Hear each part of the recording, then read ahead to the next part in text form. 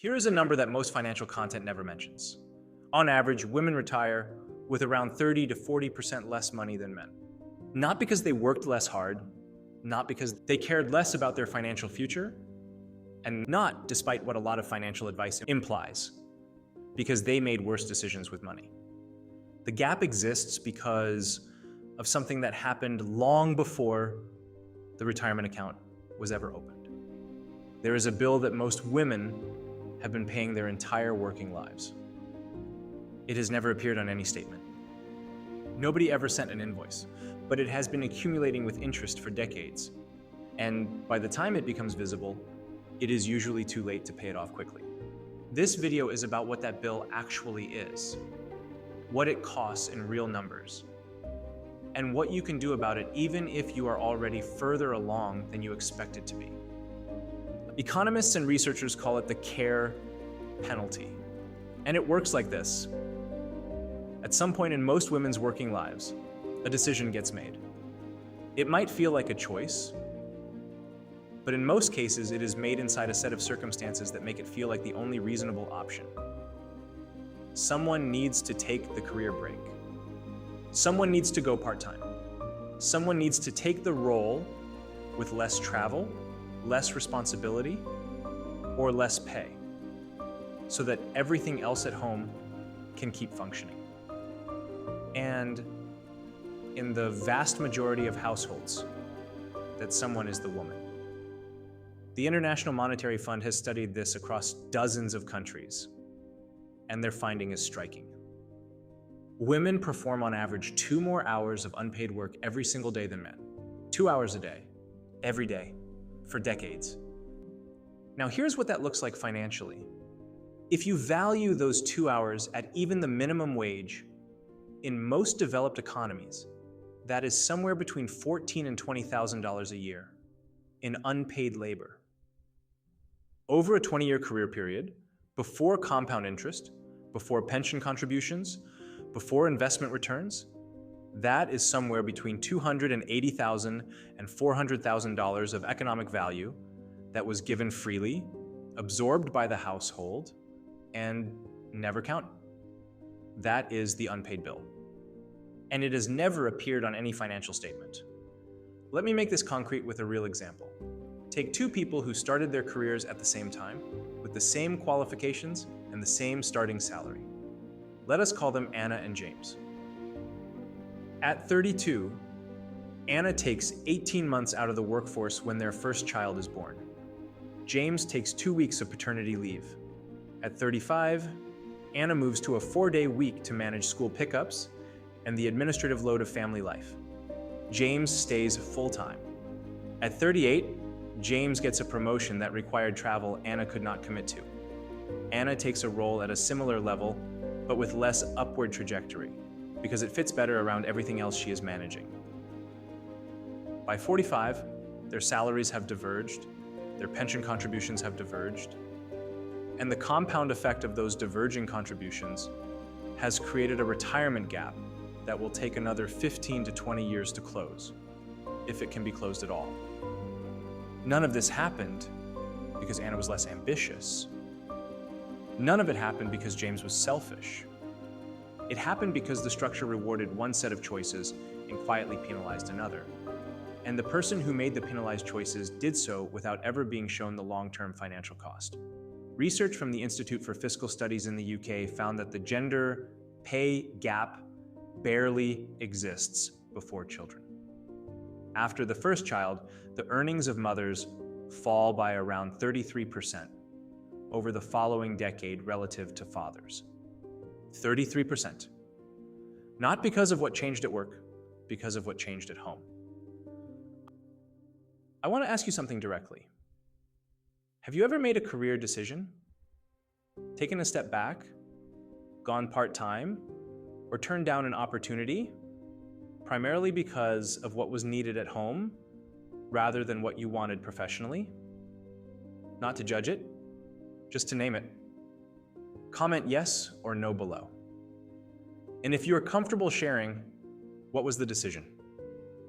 I want to understand how common this is in this audience and what it actually costs people over time. Here's what makes this particularly difficult to address. The care penalty does not just affect income in the short term. It compounds. Every year out of the workforce is a year without pension contributions. Every year at reduced hours is a year of reduced contributions. And every year in a lower trajectory role is a year where the promotion, the salary jump, and the pension uplift that came with it went to someone else. Because pension growth is exponential rather than linear, the years missed early in a career cost disproportionately more than the years missed later.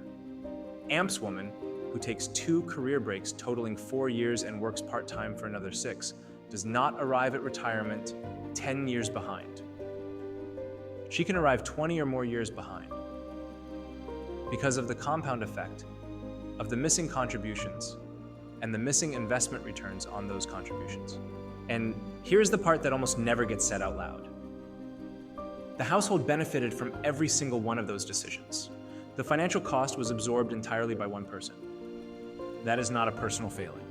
That is a structural transfer of wealth that happens so gradually and so quietly that most people never see it until it is already done. So what do you actually do with this? Because naming the problem without offering a path forward is just another way of making someone feel worse about something they cannot change.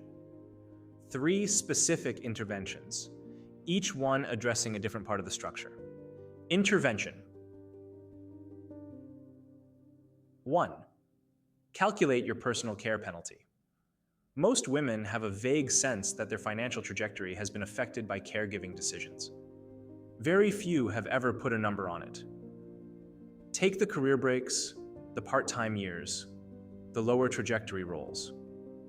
Estimate the income difference those decisions created, then calculate what that difference would have become if it had been invested over the same period. This is not an exercise in regret. It is an exercise in clarity. Because you cannot build a plan to address a gap you have never quantified.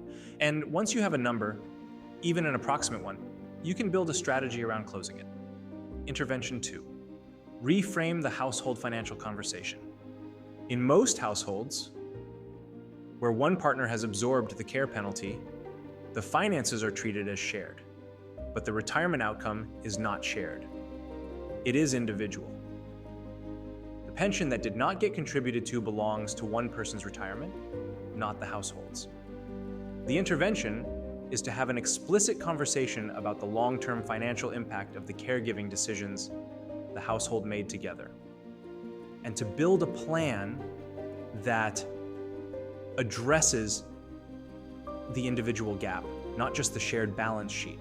This is not about blame. It is about accuracy. The decisions were made together.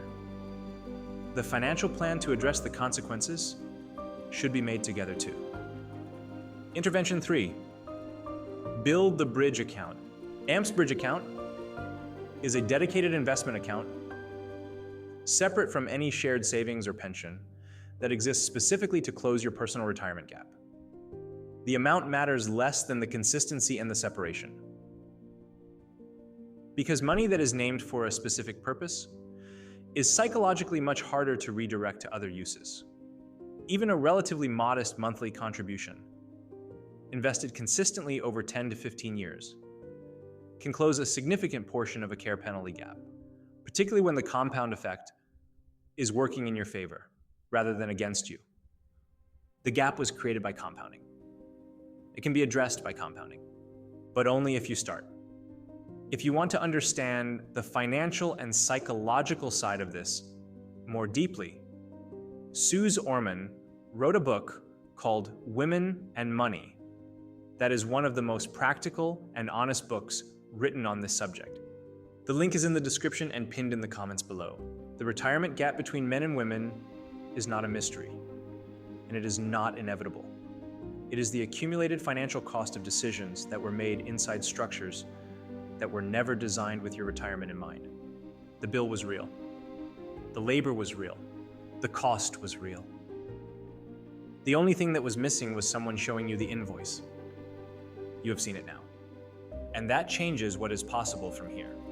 Save this one and send it to someone who has been carrying this bill without ever having it named.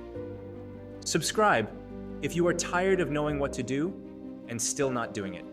And if you want to understand the specific psychological scripts that have been running your financial decisions since long before any of these structural patterns began, that video is right here. I will see you there.